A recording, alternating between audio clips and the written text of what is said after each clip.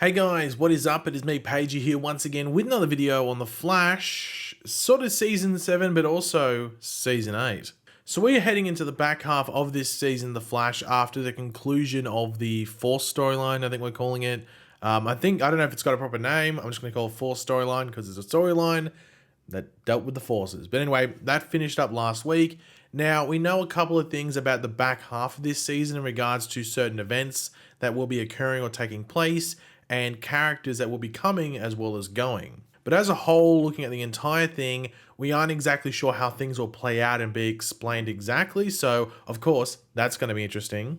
Now, we of course knew a while ago, I think it was in, I want to say January or February, somewhere around there, we got the information that The Flash, along with a bunch of other shows on the CW, had actually been renewed for new seasons. Of course, with The Flash, that meant it was renewed for Season 8. Now, we learnt recently that The Flash Season 8 will not only be premiering in November this year, which is obviously a bit later than usual, but COVID has pushed shows, so shows are finishing later. So The Flash will debut a bit later in regards to a new season. But along with that, we also learned that it will start with a 5-episode special event, which will serve as like a mini crossover of sorts with other heroes in the Arrowverse, coming over to The Flash, which is of course very exciting. I don't think anyone's sitting there going, oh my God, I don't want to see that. I mean, seriously, if you're thinking that, then I can't help you. But yeah, with that, we also got some possible, let me stress that, extra news for the beginning of Season 8 of The Flash, which should, for the most part, or for most of us at least, add even more excitement to that.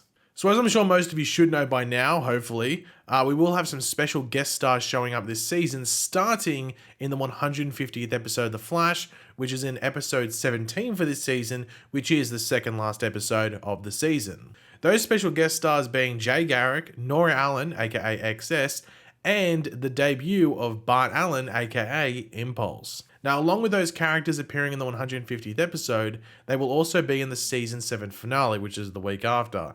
However, according to some insiders, or an insider in Vancouver where The Flash and a bunch of the other DC TV shows film, Season 7 won't be the end. So the Twitter user of Pursuit23 or Pursuit23, however you want to word it, who was the one who initially revealed that Jessica Parker Kennedy would be returning to The Flash this season as Nora, said this on Twitter. Not sure if this was announced, but I'm told by a somewhat reliable source that both John Wesley Shipp and Jordan Fisher will both be back on The Flash next season. So John Wesley Shipp plays Jay Garrick and Jordan Fisher plays Bart Allen. Now, when Jordan Fisher was initially cast as Bart Allen for this season of The Flash, it was noted down in the press release thing that he would be a recurring guest star. Now, this could simply mean the 150th episode and the finale. That's 2 episodes. He recurs in more than one episode, recurring guest star. However, there was always the option and likelihood that he could be coming back for a future episode after that, which would lead into Season 8, and potentially he could just be in Season 8 in some capacity. And once we saw the suit and the quality of it in regards to the Impulse suit, that led many to believe that we would be seeing much more of him, because would they really make that nice of a suit just for 1 or 2 episodes? Now, with Jay Garrick, since this potential news came out around both Bart and Jay coming back for Season 8, people have been wondering if Jay Garrick could be used in Season 8 of The Flash to connect The Flash with Stargirl. As we know, Jay Garrick, played by John Wesley Shipp, will be showing up in, I think it's episode 9 or somewhere around that, in Stargirl Season 2 in a flashback episode, which will involve other members of the JSA, but more importantly, solidify his version of Jay Garrick as the Jay Garrick Flash of that Earth. Of course, we are interested to see what they will do with all of that and how it connects as a whole, but his role in Season 8 of The Flash could potentially or possibly be used to connect the 2 worlds and shows together. It's very important to note, Stargirl can't travel the multiverse. However, Jay might be able to tell Barry about his past and his connections to the JSA, what's going on in that Earth in the present, which could lead to Barry meeting Courtney Whitmore and the other JSA members from the present day. So that could be the big connective tissue. Now, obviously, I've mentioned Jay Garrick and Bart Allen, but there's another person that's appearing as a guest star in the 150th episode and the finale that is not being linked to Season 8, and that is, of course, Nora. So what about Nora? Now, I don't know. The big thing that sort of holds Nora from coming back is that we had an entire season of her. Season 5. We spent a lot of time with Nora, could they include her, and would it warrant, do they see like it's worth having Nora in there again, or do they want us to spend more time with Bart and potentially Jay? I don't know. I think it wouldn't surprise me too much if maybe, if say Bart's going to be there more consistently for just more than one episode in season 8, that Nora could maybe show up once or twice in his run there to be in an episode or whatever it might be. I think the thing that holds back Nora coming back and being there consistently, at least in regards to the same amount of screen time or the same amount of episodes as Bart and potentially Jay, is the fact that we spent 22 episodes with her in season 5.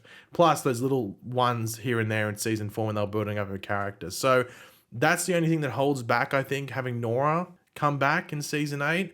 At least in the same type of role as, or the same like capacity as Bart and potentially Jay. But that's a wait and find out. I guess we'll have to wait and see. But another question, how long will Bart, Jay, and I guess potentially Nora be in season 8? Now, is it going to be the first half of the season? So would we see if them from episodes 1 to episode, I don't know, 8, 9, 10 or something like that? Or just could it be the opening few episodes? Could it be that opening 5 episodes? Maybe they're a part of that little crossover thing, or that event where other heroes come in. So we'll have, you know, Barry, Bart, Jay, potentially Nora, and then say Stargirl comes in, Batwoman comes in, Superman comes in, whoever it is comes in for an episode here or there. Could they play their role there? Or could they be spread throughout the season here or there? Once again, it's hard to tell. I think a good prediction would potentially be they're a part of that opening 5 episodes. I don't think that'd be a bad guess. And to be honest, if you asked me, if you told me you have to put like $2 on something, I'd probably say that, just because it's an event thing. So having those characters there for an event that sort of stands on its own, I think makes sense. I think. Another thing is that it's very important to remember they could tease the villain for season 8 at the end of season 7, which might require Bart and Jay at the very least to stick around for a bit, but maybe it doesn't require Nora, or maybe it just helps if Nora goes back to the future to help with something there.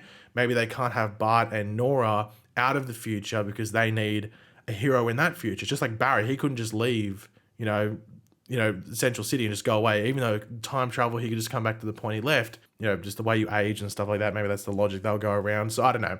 But maybe that's the excuse for Nora not being there. She goes back to the future to help. I'm not too sure. But yeah, it'll be very interesting to find out. I'm sure we'll find out soon, I guess, especially when they start filming. Like, obviously, they start filming, I think they said early September, late August for Flash Season 8. So I'm sure we'll find out around that point as to who's going to be there. If it's Bart, Jay, maybe Nora as well. We'll have to wait and see. But along with that information, we also got a synopsis or description for episode 13 of this season of The Flash, which is otherwise entitled Masquerade. Now, just to add, this episode will follow a 1-week hiatus. So we have the Goodbye Cisco episode in a few days this week, later this week. Then there will be a week with no Flash. So don't expect an episode of The Flash the week after. And then we'll have this episode the week after that. So I'm just giving you a heads up if you weren't aware at this stage. But anyway, here is that synopsis, and then we'll talk about anything worth talking about from it afterwards. Cecile is forced to confront her past in order to break free from a psychic prison. Meanwhile, Chester takes over for Cisco but makes a mistake that puts Barry in serious danger. Joe investigates Kristen Kramer's old military ties and discovers an unsettling truth. Now, I'm not too sure what the Cecile stuff in this is about. It sounds like something that would have been involved with Psych or something in the previous Force storyline. Like when you say psychic prison, Psych, I'm guessing it's another villain that's potentially on her level. Maybe it's Top. I don't know what it would be. Maybe Top's involved, comes back for something. I'm not too sure. It'll be interesting, I guess. Like, Cecile seems to be the focal point of this. However, it's very important to remember that this is a couple of weeks away. Maybe they don't want to spoil stuff. Usually they won't spoil something that's important too much in a synopsis that's, still a decent amount away.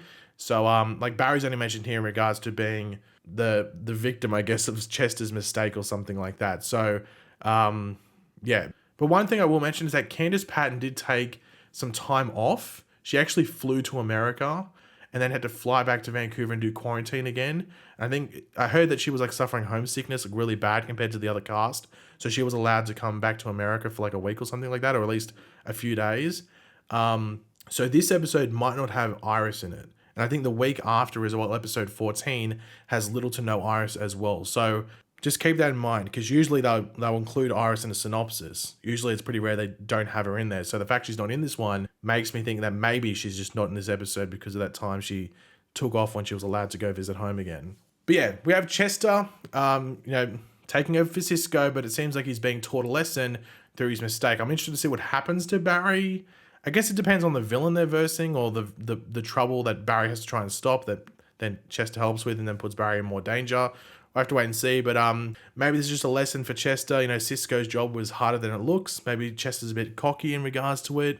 Wouldn't surprise me too much if they went down that route. So, yeah, just some development for Chester to, you know, treat everything in a serious manner. But the one thing in this synopsis and for this episode that gets me interested is Joe's storyline. It is heating up. It is getting, you know, to reference a previous episode of The Flash, it's getting hot in here. Quote from Nelly there.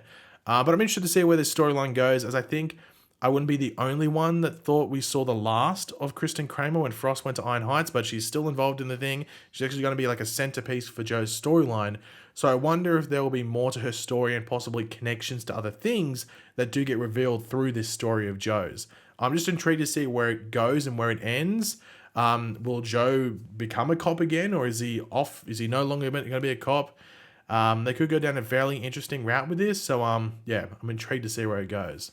But yeah, guys, thanks for watching. Hopefully you enjoyed the video. If you did, it'd be awesome if you could drop a like on it, show your support. Let me know in the comment section down below your various opinions on what we went over in this video in regards to all this. I'm very curious to hear what you guys have to say. And of course, if you are new to the channel, make sure to subscribe. And I'll catch you guys later. Goodbye.